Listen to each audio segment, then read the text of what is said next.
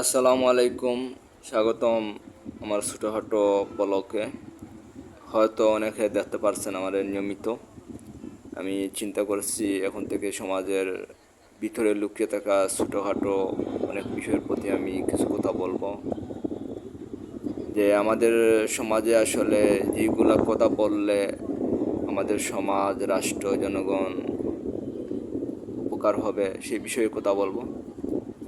তো আজকে আমি প্রথম দিন হিসেবে যে বিষয়টা নিয়ে কথা বলবো সেটা হলো আমাদের পারিবারিক বন্ধন।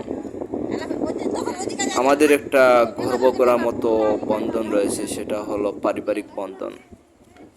তবে খুব নিষ্ঠুর এবং নির্মম পরিহাস, কষ্টদায়ক, পীড়াদায়ক যেই কথা বলতে হয় সেটা হলো এই জায়গাটা আমাদের দিন দিন ভেঙে যাচ্ছে।